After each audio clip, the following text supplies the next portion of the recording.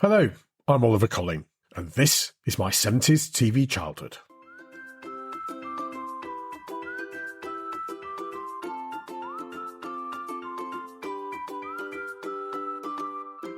Welcome back to my 70s TV childhood.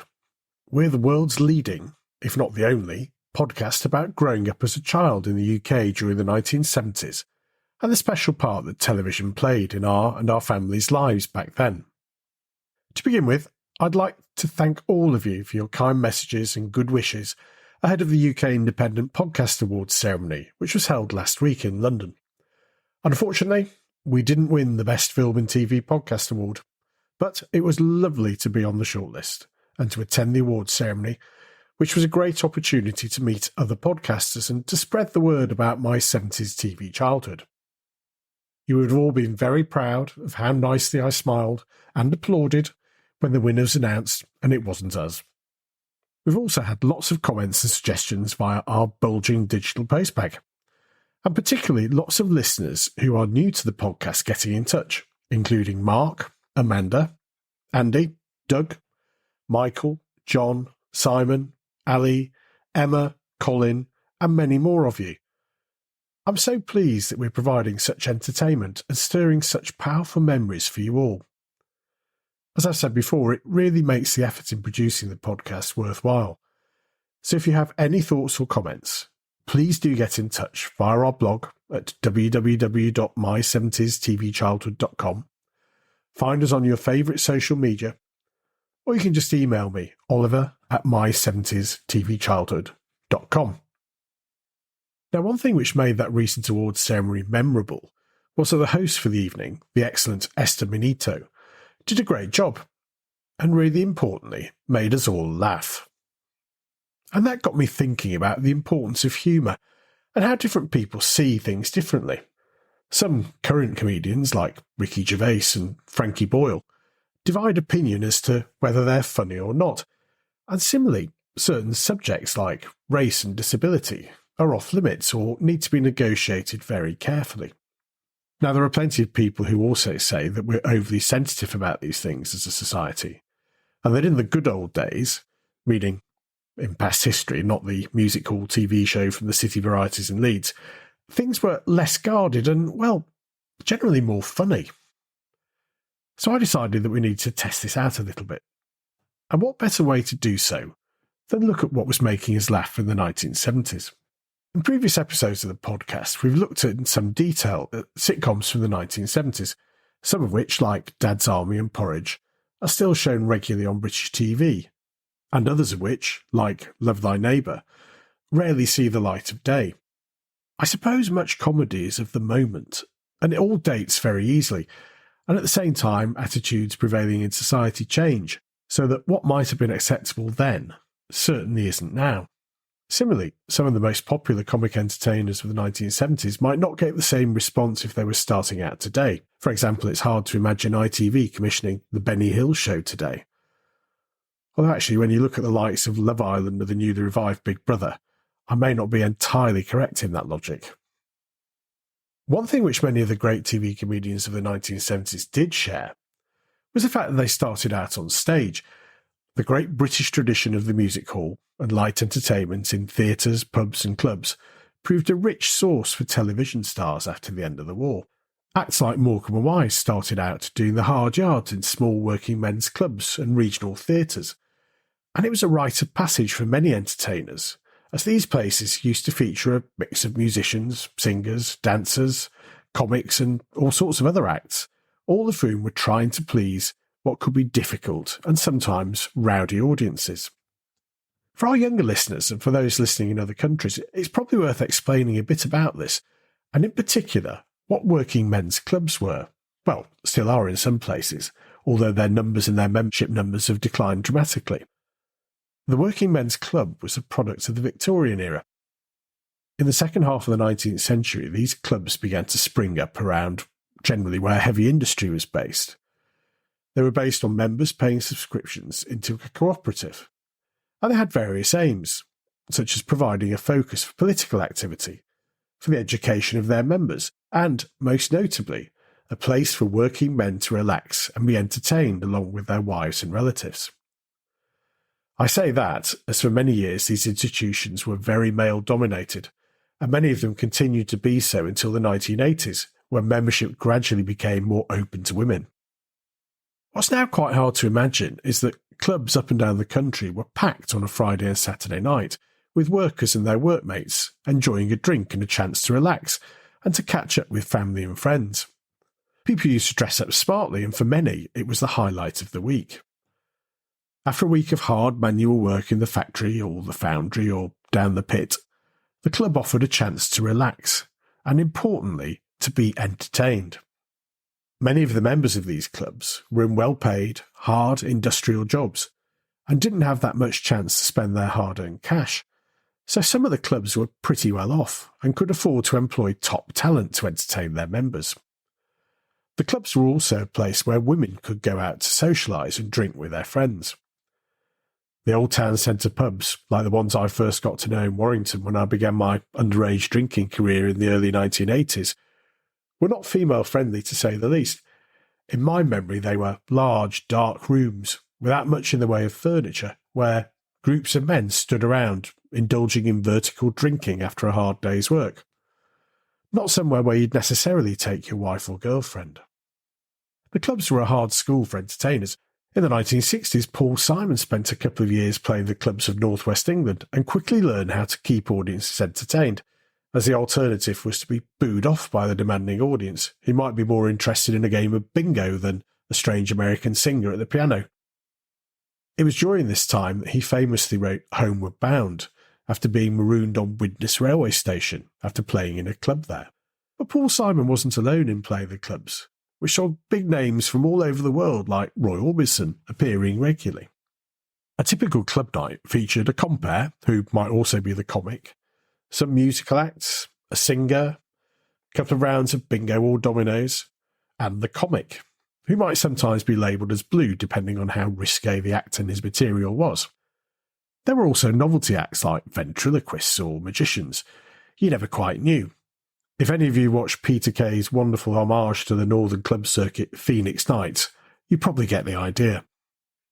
Clubs up and down the country were packed every weekend, with lots of Britons having a great time, and they proved an escape from the increasingly bleak economic realities of the 1970s.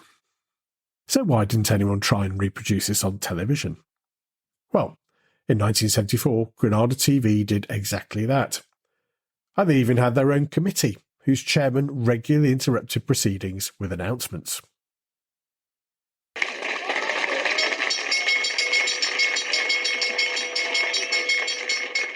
Thank you, please, all round the room. That was our band rehearsing. Hope you enjoyed it. First prize in the raffle tonight is a diving suit. First prize in the raffle tonight is a divan suite. The Wheeltappers and Shunters Social Club recreated a Northern working men's club in a Granada TV studio, complete with stage, bar, food and drink, couples sitting round tables, lots of cigarette smoke, and a whole range of special guests, rather like a real working men's club. We've just heard the chairman, played by the comedian Colin Crompton, who would regularly interrupt proceedings by ringing a manual fire bell, which I always remember was just like the one we had at our primary school on the wall, and he'd make announcements and pronouncements to the committee. Each episode would begin with a compere singing a song before introducing the lineup for the show. And here's the regular compere, none other than Bernard Manning, opening up one of the episodes. Good night, baby. Good night. Milkman's on his way. Sleep tight, baby. Sleep tight. Let's call it a day. Come on along and listen to the lullaby of Broadway. He didn't have that bad a voice, did he? As compere, Bernard would introduce the acts and tell jokes in between. Now, most of the jokes he told were relatively clean and non-controversial, but there are some of them which I can't repeat on this podcast. But more on the role of the comics in a little while. The Wheeltappers and Shunters actually had some pretty impressive guests, but also, a bit like the club circuit itself, it gave an opportunity for up-and-coming performers to get some exposure on television. Like this act from 1974. Ladies and gentlemen, two young men that appeared here 15 years ago with very great success, so we just had to bring them back before they went on opportunity knocks. Could I have your best attention for Little and Large?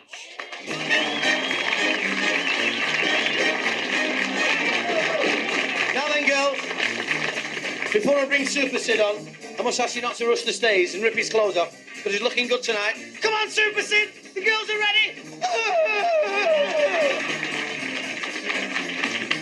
Now, it's your job to warm the girls up. Hey? Do your Elvis Presley. What are you going to do? I'm going to stay in the background. I don't want to spoil it. Where shall I start? Over there, go on. There.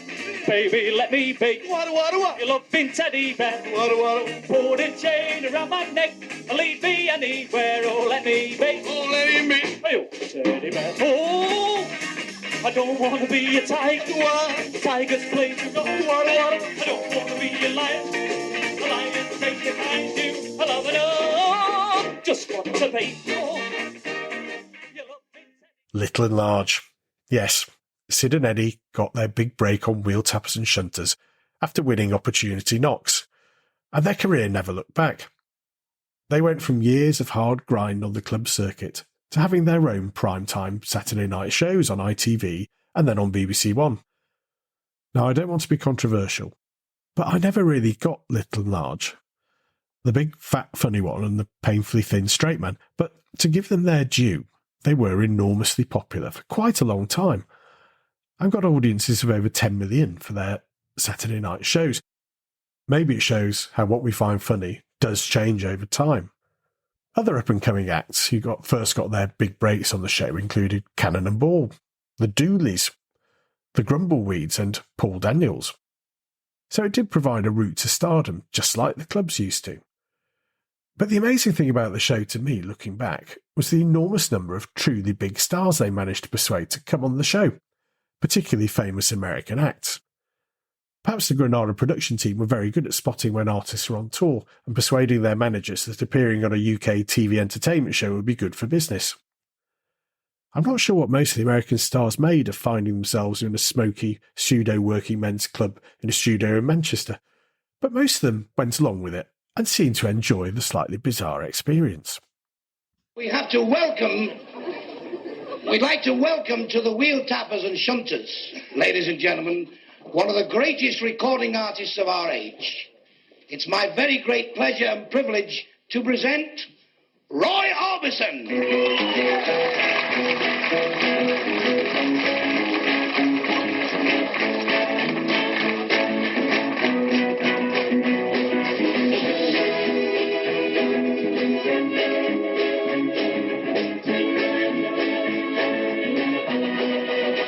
Oh, beautiful Lord, told my mama and my dad what I had was the sweetest and the neatest little girl in the world. Oh, la, la, la. The Wheeltappers and Shunters Social Club has a unique place in UK TV history. I'm not sure there's ever been another show quite like it. It summed up a certain kind of British experience and was reasonably popular during its run of 6 series ending in 1977, but it didn't quite get the full experience of a northern club across to the viewers.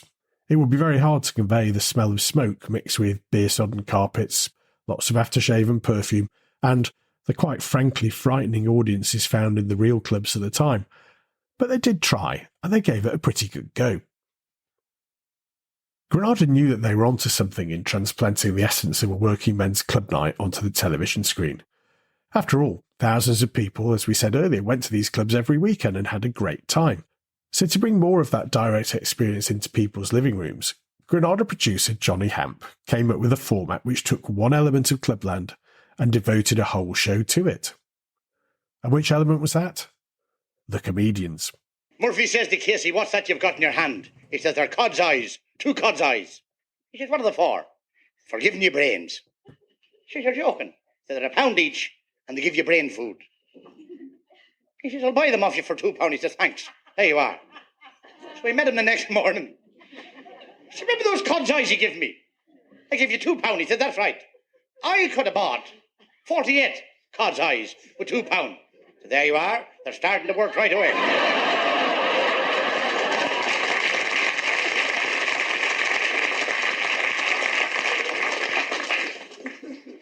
The Comedians was a very simple idea. Take several stand-up comedians from the working men's club circuit and record their routines in front of a live studio audience. And having done that, the performances were edited to switch between all of the featured comics to produce a quick-fire, non-stop 30 minutes of comedy.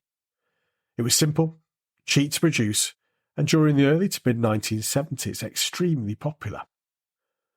But was it funny? And if so, is it still funny? We heard a bit of Frank Carson earlier, but a whole host of comedians featured on the show. Here's more from Bernard Manning. This lad was always fighting in scraps. The police took him in the police station there, and his mother came to see him. She says, "Tony, what's the matter with you? Always a fighting and playing and through and terrible fights. It's shocking." He says, "Don't talk like that, mother." She says, "I'm working all the day to make a nice little home for you, and your father's are down the pit, and he's working his fingers to the bones. What's the matter with you, Tony?" she said. He says, "Don't talk like that, mother." She said, "What do you mean, don't talk like that?" He says, "You're not Italian."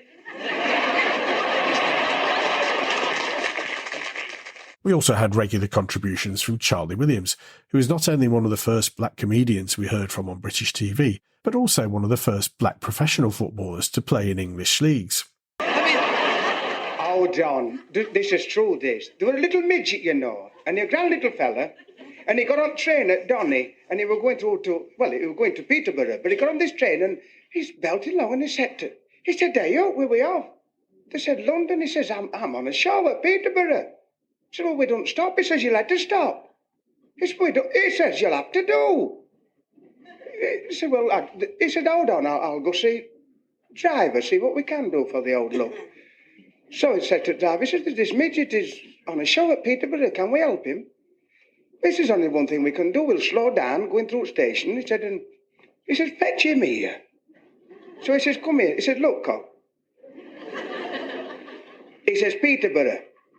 He says, "But we don't stop." He says, "I know, but he said, "Well, look, I'll tell you what I'll do." He said, "We get in near, I'll slow the train down." He said, "I'll pick the up with scruff and neck, hang the hat at window and get the little legs going, see?" So he does this, and his legs are going. And he dropped him smack on Peterborough Station. He's going like, whoa. And guard looked out, and he seen this. So he whipped him up. He says, "By gum, I nearly missed it that time, old man." And how about a bit of politics from Welsh comedian Bryn Phillips?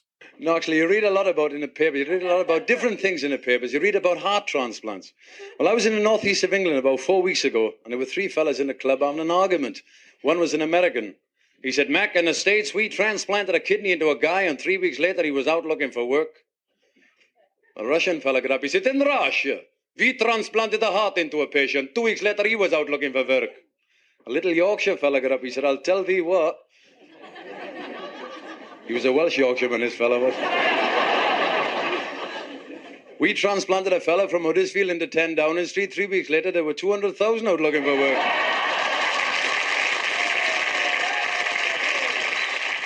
For those who didn't get it, the reference is to Prime Minister Harold Wilson. So a little bit of politics, as Ben Elton would later say, was a main source of comedy even then. The show provided a platform for lots of club comedians, many of whom went on to become household names like Russ Abbott, Jim Bowen, Mike Reed, Roy Walker, and Mick Miller. But alongside that, there were also some slightly strange comedians, like Ken Goodwin. And what about this woman that come running out of the bank screaming blue murder? And this policeman said, "What's up?" She said, "An elephant's just been in and robbed the bank." He said, "Will you recognise it again if you see it?" She said, "No, it had a stocking over its head."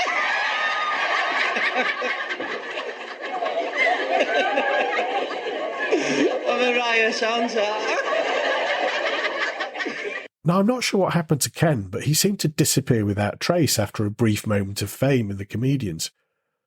And of course, alongside that, we had a whole horde of Liverpudlian comics like Stan Boardman, Vince Earl, later to become Ron Dixon on Brookside, and Tom O'Connor. But it's wrong, isn't it? It's wrong. I mean, and people, you know, today they've got a funny outlook today. I mean, people in Liverpool, for instance, think that all comedians are going to get up and skip the dockers, you know. And this is wrong because I don't know whether you've heard, but in Liverpool things are slack on the docks now. And fellas are taking stuff back, and this is true, you know. I mean, there's a big American got off the boat with a big hat and a cigar. You know, here's me cigar. The rest of me's coming, and he's walking up the road, and there's a big circle of dockers like that, and in the middle on the floor there's an old fella. The Yank said, "What's wrong with him?" They said, "He wants to go to the toilet." He said, "Why doesn't he go?" They said, "On his dinner hour." But they don't understand this, do they? They don't. No. Look at the poor old soul went to the parish priest. He said, "Father, I'm dying of neglect. I've got no gas, no coal, no food. What am I going to do?" The priest said, "You want to ask God to help you?" He said, "I will." So he wrote a letter to God. "Dear God, I'm stuck for a few bob. If I had 100 quid, it'd look after me for the rest of my days." And he put it in an envelope. "God, care of heaven, stamp." And the fellow in the GPO opened it up. He said, "Look at that, the poor old soul." So they had a collection for him. They got £95, sent it back. He was delighted. He wrote back, "Dear God, thank you for the miracle. I know I asked for £100 and only 95 came, but it's probably one of them robbing swines in the post office."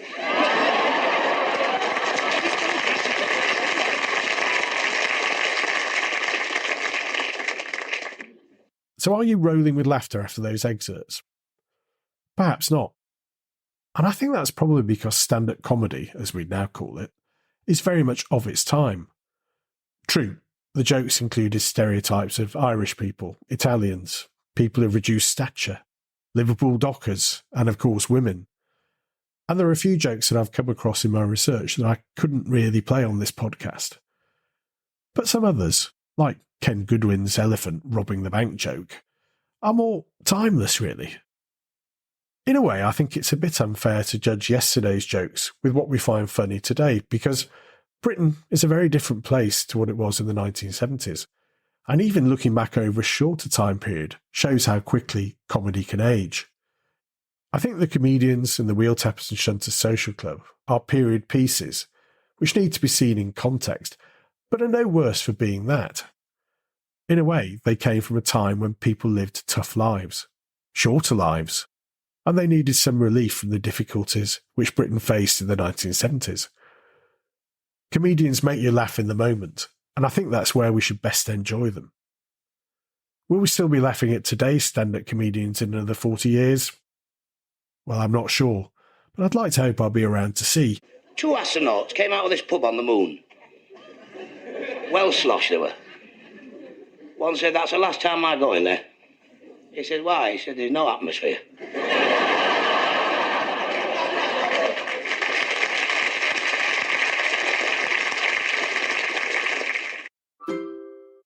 Does the Wheeltappers and Shunters Social Club bring back happy memories for you, or did you hate it?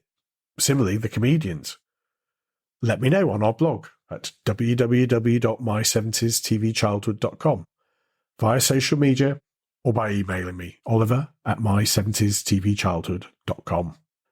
That's all we've got time for this week. We'll be back with the next instalment of our quiz next week, and then with another regular podcast episode in a fortnight. In the meantime, thank you for listening.